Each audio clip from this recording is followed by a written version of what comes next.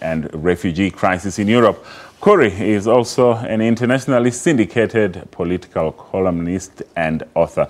Thank you so much for joining us. First of all, what really, in your view, is at the core of the waves of refugees and migrants that are streaming into Europe from Africa and the Middle East?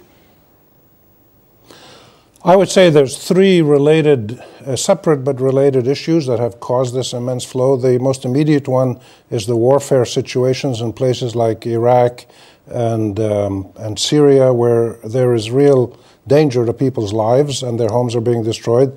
The second one, which has gone on for many, many years but has reached a peak now, is the indignities that people feel in living under non-democratic, autocratic, sometimes brutal police states in the Arab world and other parts of the world. And the lack of economic opportunities really is the third one. So these three have converged now to create this immense flow of refugees, most of whom are fleeing for their lives, but others are trying to create better new lives in new countries. And we continue to see these disturbing images coming of refugees in desperate situation in Europe. What's your impression of Europe's response to this crisis? The response from different Europeans has been quite mixed. I think some countries like Germany and Sweden have been extremely humane and gracious and hospitable and rational, understanding that refugees of this nature who make this effort under incredibly difficult circumstances to reach a better life are going to be productive, energetic, creative, and dynamic citizens. So people in Europe, in some cases, have been very positive. In other places, they have expressed a kind of a racism, an anti-Islamic xenophobia, and just a kind of a living in a castle mentality that we should just put up the fences and not let foreigners come in here. And this is unfortunate because a lot of these European countries in the last 100 years, several times in some cases, were people who were countries that sent refugees away from their countries to seek better lives, whether in Canada or in the United States or in Australia or in other parts of Europe. So there's a kind of a contradiction and a double standard in some of the countries, but I think the Europeans are grappling with this reality, trying to understand how to address it in a way that is both humane and reasonable at the same time. And people forcibly, as you have said, displaced by war, conflict, as well as persecution, but now swelling to new record highs, 59.5 million, that's at the end of 2014. Do you expect these numbers to grow? And just how is this being seen in Middle Eastern, particularly capitals like Beirut? Well, I think definitely it's going to continue to grow because the underlying drivers of refugee flows continue to be strong in many countries and are getting stronger in other countries. For instance, you're going to see countries like Yemen now producing a lot of refugees because of the war there.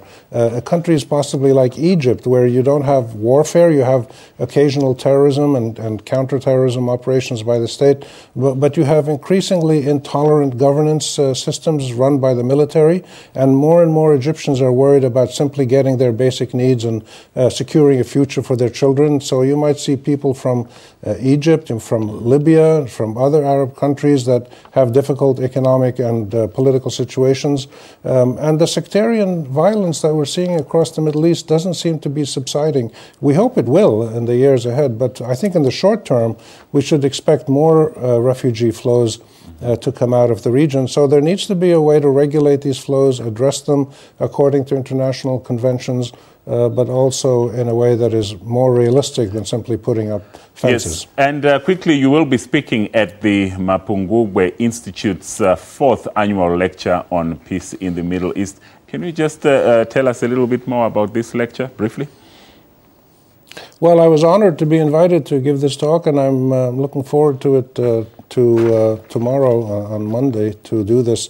And I'll be talking about the region's troubles, the conditions around the Arab world primarily, the conditions of violence and sectarian warfare and state collapse, and the reasons for this, looking at, for instance, the Arab-Israeli conflict, the tradition of Western colonial manipulation, autocratic Arab police states, Russian interference, Iranian interference, Saudi extremist Wahhabi exporting of ideologies. All of these play a role, and we need to understand the region in its totality to understand why it is in such a condition now and how we might get out of this situation. But I was very inspired today to be in St. George Cathedral, even with the leaking roof, and I was extremely inspired by talking to people there and learning more about the South African experience, which remains a beacon of hope for people in situations of hopelessness and despair, that things can change, that the human spirit can prevail, and that we can